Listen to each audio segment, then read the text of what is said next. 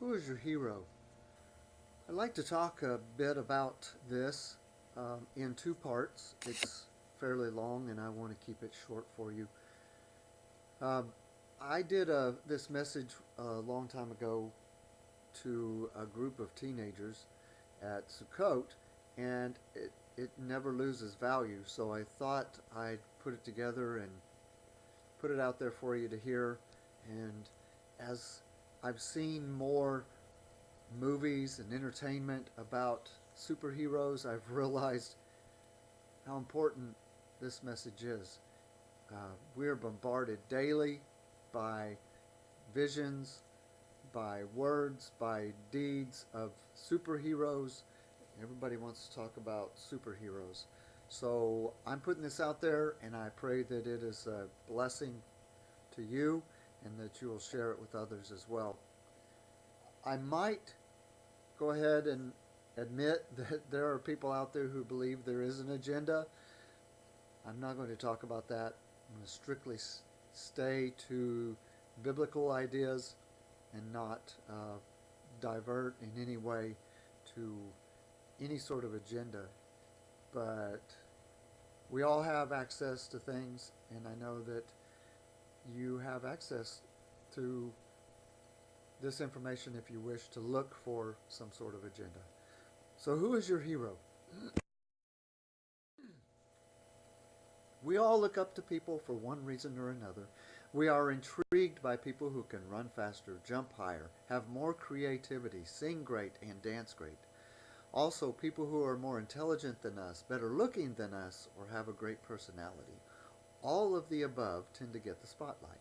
It's just our society. Society says those people are popular.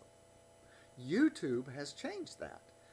They've changed the spotlight to include people who are not very bright, who aren't very good at things, and they've done so because it's high entertainment. But that's as a society, and it's grown more popular over time. What I'd like to do in this message is explore what a hero is. I'd really like to dig into this so we can talk about the real talents, the real gifts, and the real power that's involved with being a hero. We will also talk about whether or not this is something that is within our walk. And lastly, we will find the path. So, who is your hero? Feel free to write down who your hero is. Feel free to think about who your hero is. What does your hero do that makes him or her special to you? Whether realistic or not, your hero is special to you. Whether they are a character in a book, a magazine, a comic, movie, TV show, they're special to you. For some reason, for any reason, for many reasons. Think about those things. And what kind of powers does your hero have?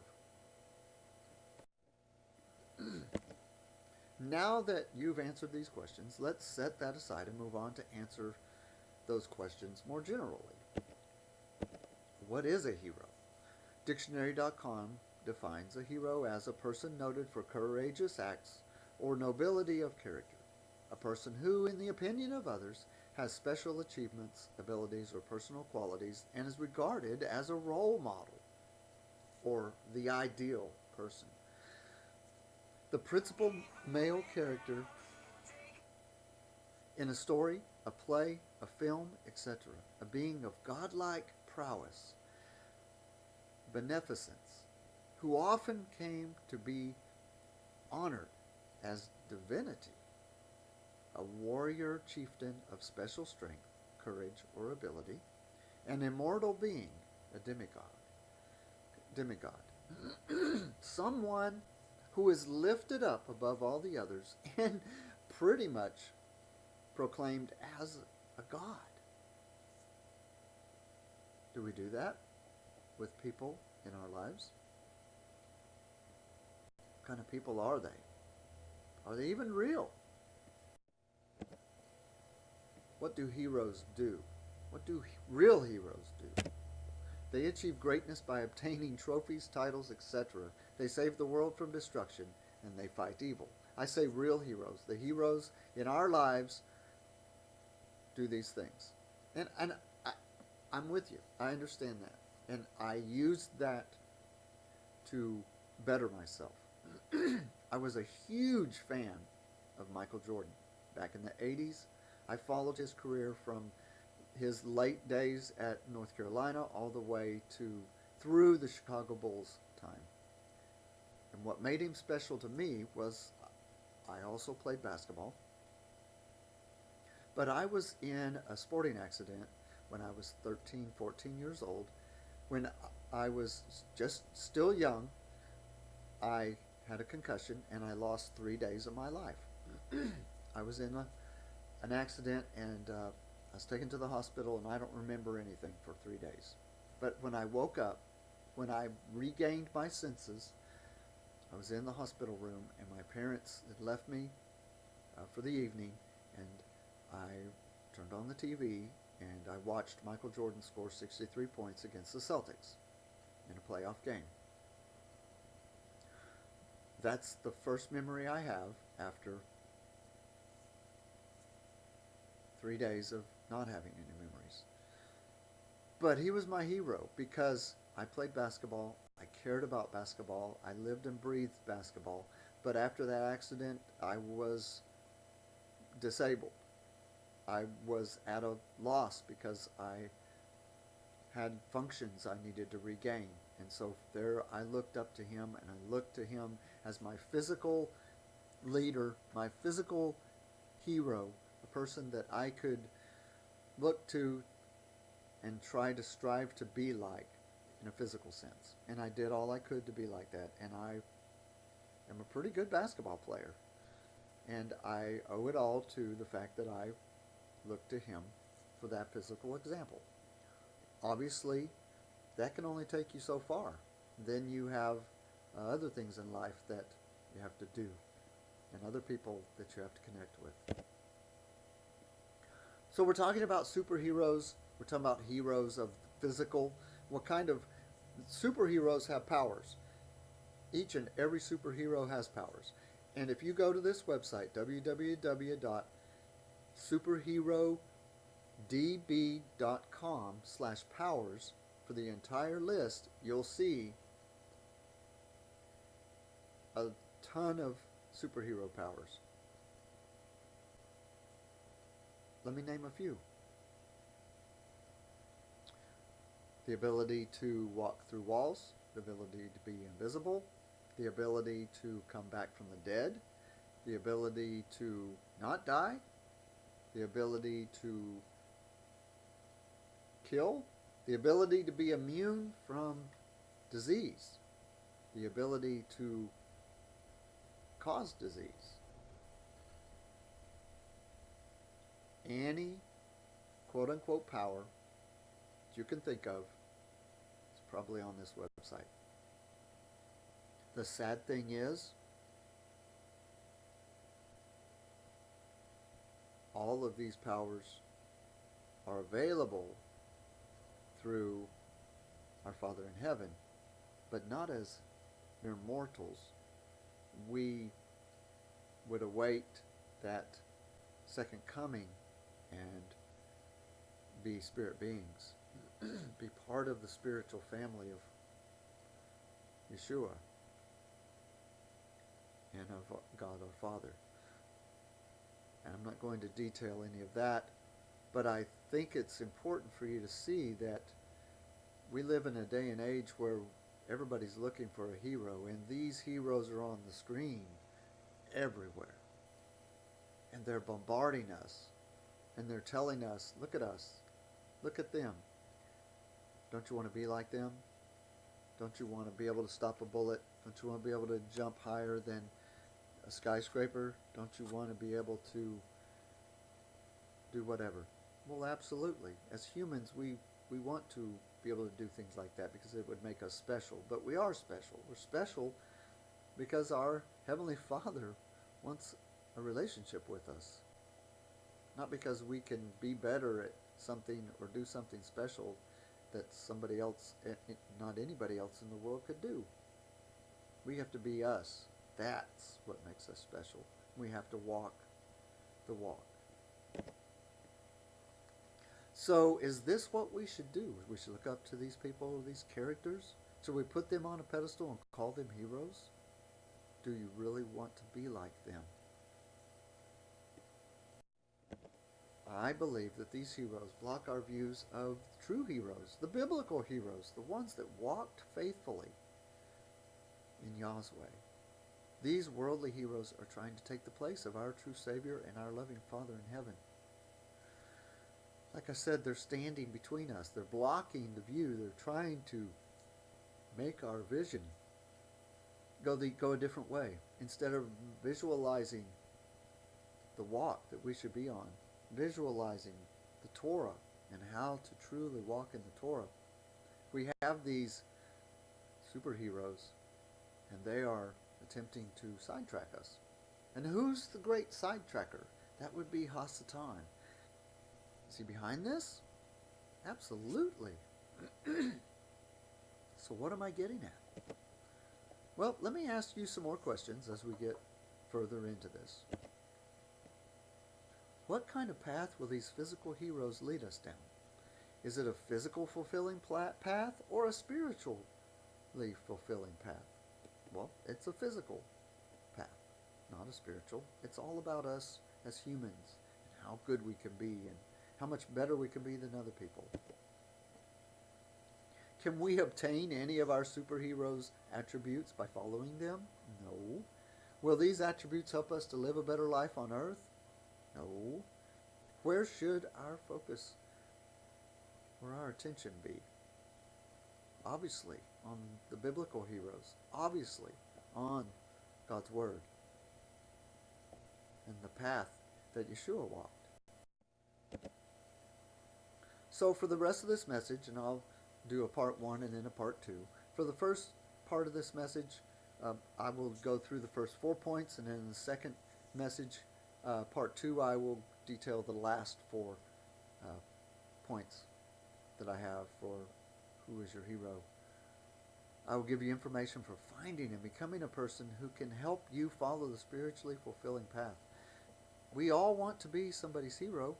We want to be able to guide others. We want to be a mentor. We want to be held in high esteem for our knowledge, for our understanding, for our walk. We certainly do. That's pride. But we all have that. We all have physical traits that we live with and we deal with. And pride is number 1. We all want to be in somebody else's spotlight because we enjoy that. But it also helps us create a better relationship with people. It's not just about the pride. It's also about being able to help people. We do want to help people. We want to help people overcome. We want to show people the truth. And we want to be there to answer questions in love. So we want to help each other go down the spiritually fulfilling path.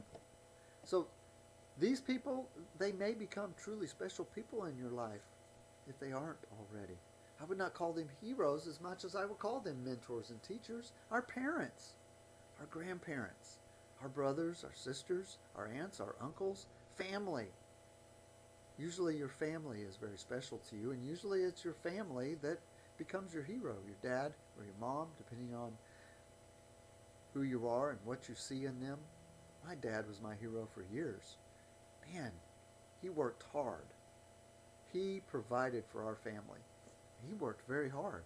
He even worked 2 jobs because he wanted to take care of us. He wanted to build us a wonderful home, a wonderful place to live. And he loved us, and he worked very hard for that. And I work very hard when I'm at work. I also work very hard at home to continue to do things that I know will improve the physical side of my home. And I do so as an example, not only to my kids, but to others who see that you really should put your best foot forward and you really should try to be the best you can be. So what is a mentor? As defined by dictionary.com, It's a wise and trusted counselor or a teacher. And we all have teachers. We have teachers in every aspect of our lives. When we need help doing anything, learning how to do anything, or not understanding the process but needing someone to show us, we need a teacher. In counselor, we need someone who can guide us when we have a question or when we have decisions to make. Sometimes hearing from someone who's been in that situation or has recently gone through making that decision helps us make a better decision. And notice it says wise. Obviously, you don't want to ask somebody about something if they've never been through that or if they've never dealt with that. That's why I always say you wouldn't take your car to a funeral director for issues with your car. You would go to the funeral director dealing with death, when dealing with funerals. You would take your car to a car specialist. It's a simple example, and obviously should be straightforward. It's also an influential senior sponsor or supporter. Not always, but it can be. Synonyms to mentor: advisor, master, guide, or preceptor. A guide, an advisor. People who have mastered whatever it is you're having difficulty with would be people you would want to ask about the problem. I'd like to share 8 characteristics of a quality mentor, and I will do 4 in the first part and 4 in the second part. This list is not all inclusive by any means. I hope that this list will help you on your journey to understanding the truth about Yah's Word, Yah's path, and your ability to live righteously. Because we all want to live righteously. Don't kid yourself. We do. We certainly think it's not obtainable, and I, for one, agree, but we want to try to be living our lives as righteously as we can. I know, we look in the Bible, we see those who are righteous, and we go, wow, no way. It's not possible. I cannot be like Abraham. There's no way I could. Yes, we could. We can. We can have that kind of relationship with him. We certainly can. I know you can if you want to. It just requires us digging into the scripture. It also requires other things, detaching ourselves from a lot of the world, because the difficulties in the world and the things that are in the world, if we let them into our lives, they will take us away from what we really need to be paying attention to. So number 1 for a mentor or a hero in your life should be someone who's educated or knowledgeable. Ask yourself, does this person know the answers to the questions that I have? Or do they just try to fool me? I mean, you can tell. An artist, a person who doesn't really know what they're talking about, they're pretty good at describing things, and they may even get you off track when you ask a question. But if they can't really answer your questions, then they're really not educated or knowledgeable. If you have questions about the Bible, you wouldn't necessarily take it to someone who has a doctorate in theology. You would take it to a person who you know studies. That's a different kind of relationship with the Bible than someone who took classes on the Bible. You'd be able to tell someone who is educated in the Bible. Certainly we would expect that the people who have churches would be people to go to. But I'll tell you, there are a lot of other people out there who don't have churches, who are very knowledgeable about the Bible, who can give you good answers, solid answers to your questions. But we also want this with our life, not just our spiritual life, but our physical life as well. So we have to talk to people who are knowledgeable or educated about what you're dealing with. Proverbs 2 verse 6, for the Lord, the Eternal, gives wisdom. Out of his mouth comes knowledge and understanding. Where do we find that? We find that in the Bible, in the Word. Proverbs 1:7, the fear of the eternal is the beginning of knowledge, but fools despise wisdom and instruction. And yes, we can see who those people are, that because they're easily tempted to talk back when somebody tries to give them direction. They're easily dysfunctional when it comes to dealing with people who are in authority. But the fear of the eternal is the beginning of knowledge. I'd like to take a look real quickly at that word fear that's in Proverbs 1. It's Strong's H3374, yirah, fear, which is of our Heavenly Father. It means respect, reverence, piety. Isn't that interesting? It's not really fear like dread. It's fear, it's a healthy fear of respect and reverence and piety. So do the heroes of today portray this fear of our Father in heaven? Do they reflect it in their speech, their actions, their treatment of others? Well, no, they don't.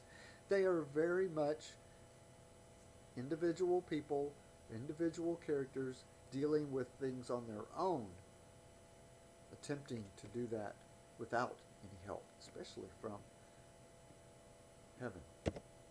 I'd like to give you an example from my officiating of dealing with people, with new coaches, and I find it very interesting. Quickly,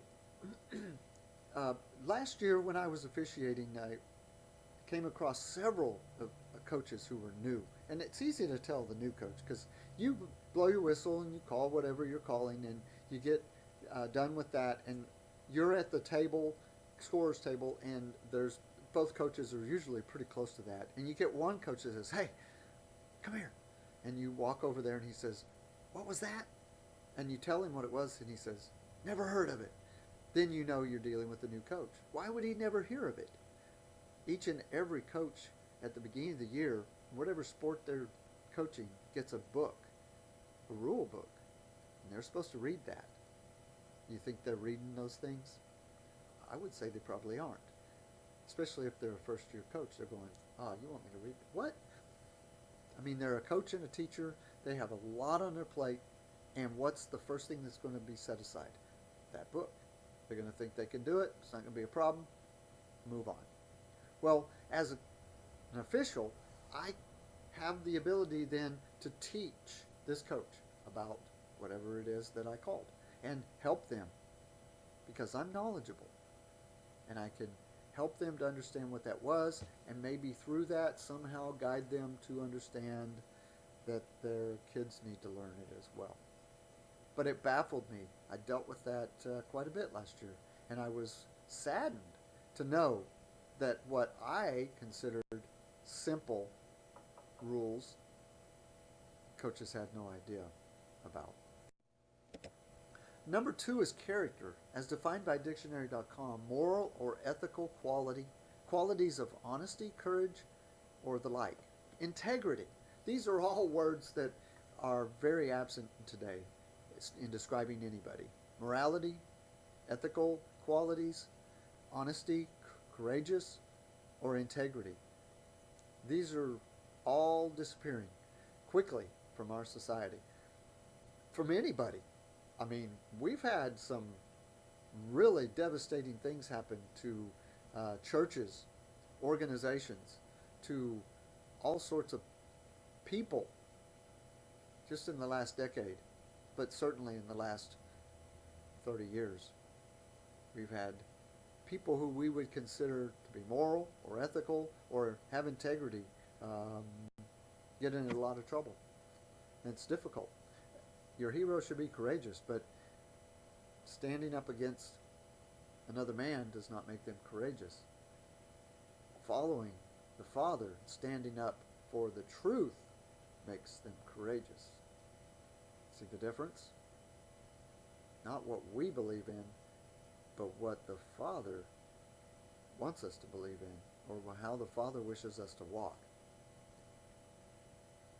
Those are important aspects of our lifestyle, of our walk, And we have to be able to embrace those things. And I know people will shy away from different aspects of that, but we should want to be walking correctly, and we would know that we would receive the backing of our Father if we do follow His way correctly. There are some very unique words in that definition that are rare. Let's save moral and ethical and integrity for another talk, which I have, and I'll be happy to give it, put it together. It's a very interesting topic, and it really digs into virtue. And it's amazing. You just think, wow, that's in the Bible. I mean, I don't have to just read the Psalms for that. Absolutely not. It's all over, and we'll get into that. And so be looking for virtue. I hope to do that here in the next year for sure, if not sooner. For now, let's put this in more layman's terms. The way a person thinks, feels, and behaves, and the personality included. We are known by how we behave. We are known by our character. And what kind of character are we? And sometimes I pretend to be a cartoon character. Sometimes I pretend to be whatever. But it's just part of who I am, and people like me for that. I say people like me. There are also my family members who don't like me for that. But they get annoyed by that, I believe. But let's ask ourselves, what is this person like during a conflict? What is this person like when the world is falling apart all around them? What is the focus of this person's words and actions? And I say that because you can truly see a person when you see them in conflict. How are they behaving? Do they hold their composure? Do they hold their composure? Are they able to remain in character? Do they think in a certain way, behave and feel in a certain way, and does that way continue on even during conflict? Psalms 15 verse 2, he who walks with integrity and works righteousness and speaks truth in his heart. That's interesting. We have that word integrity showing up again. But he works. His works and his words, his walk, everything, they all are in tune. They all are in the same way. They're all in the same manner. 2 Timothy 3, verses 2 through 5. For men shall be lovers of their own selves, covetous, boasters, proud, blasphemers, disobedient to parents, unthankful, unholy, without natural affection, truce breakers, false accusers, incontinent, fierce, despisers of those that are good, traitors, heady, high-minded, lovers of pleasure more than lovers of God, having a form of godliness, but denying the power thereof. From such we should turn away. These are people. Do we surround ourselves with people who will affect our character in a positive way, or do we surround ourselves with people that are described here and that will definitely put an impact on our character in a negative way? Each and every one of these things in and of itself is bad, and many people are many of these things and getting worse. The form of godliness, we're all humans. What form have we been created in? The form of the Father. That's our form. But we deny the power. We deny the ability of the Spirit to work within us if we walk contrary to our Father. Ephesians 5:19 through 21.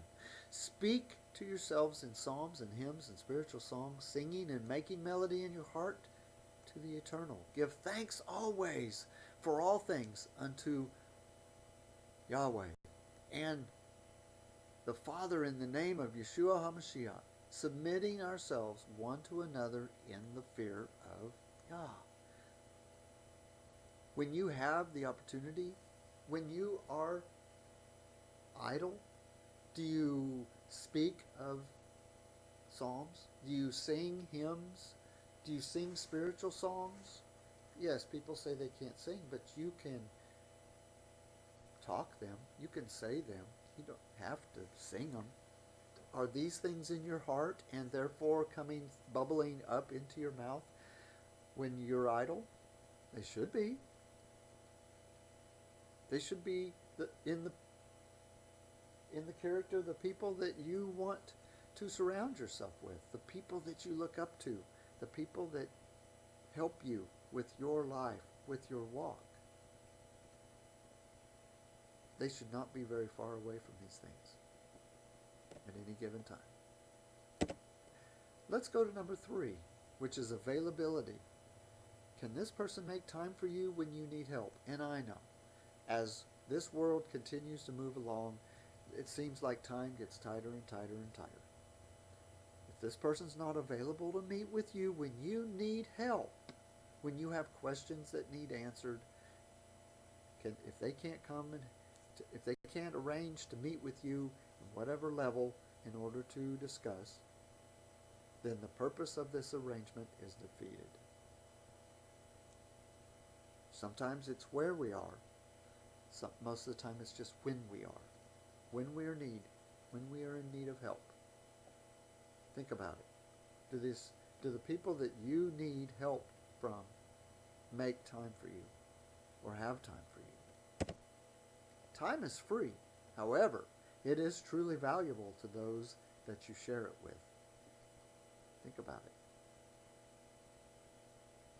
It's very important. Ephesians 5:19 through 21 applies here as well. And I just previously read it. Give thanks always for all things, and submit ourselves one to another in the what? In the fear. In the fear. In the respect of our Father. In reverence of our Father. This is how we make time for each other. Galatians 6 verse 10. So then, while we have opportunity, let us do good to all people, especially to those who are of the household of the faith. I know.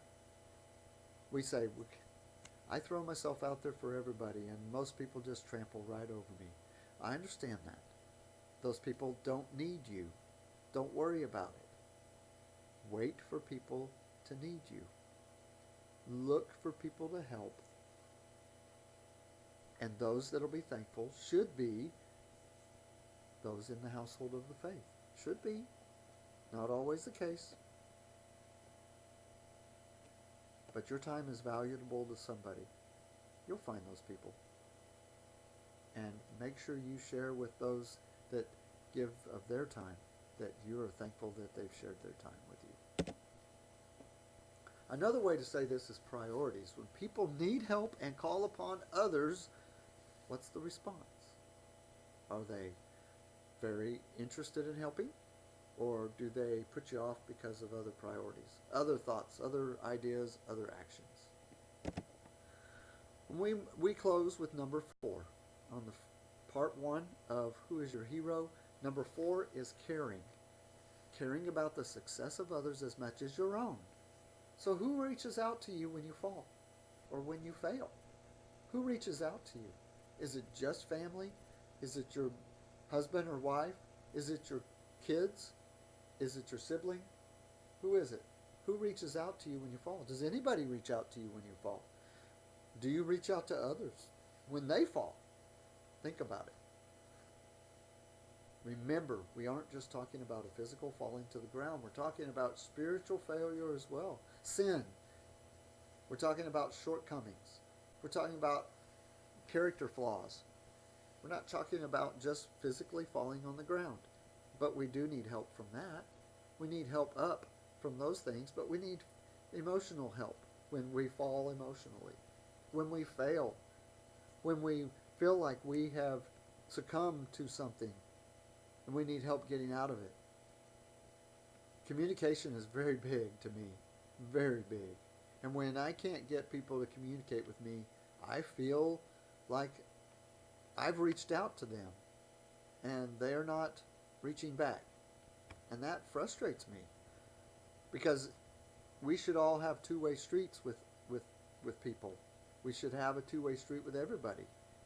Obviously, those who care the most for you are going to keep that two-way street open all the time, and you'll be able to talk to them at any time. Again, caring is about the success of others as much as your own. Sometimes people will put off their success so that you can succeed, so that you can find success, so that you can overcome.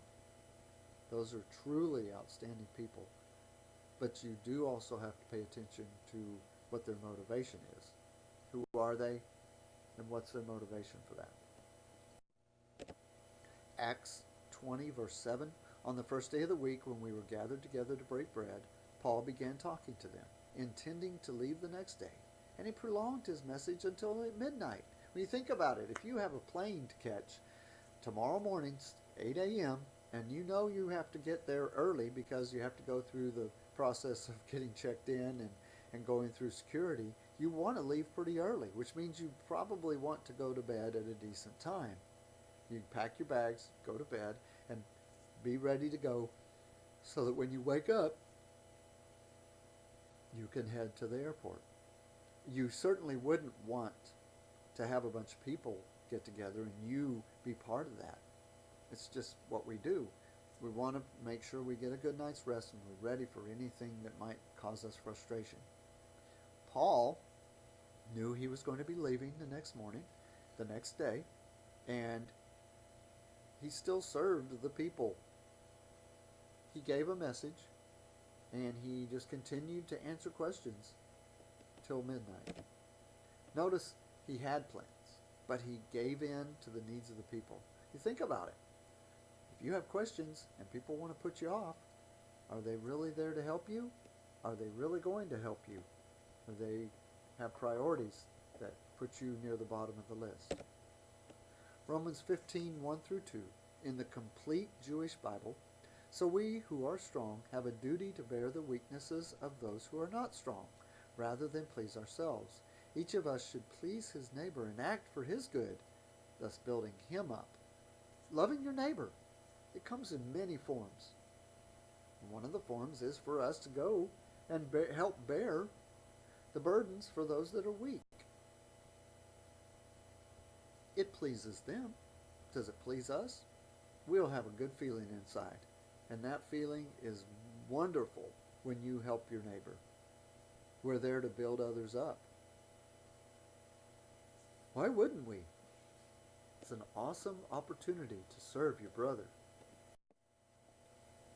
So this is the end of part 1. I've barely scratched the surface, but I hope that you have come in contact with some information that is edifying and uplifting to you.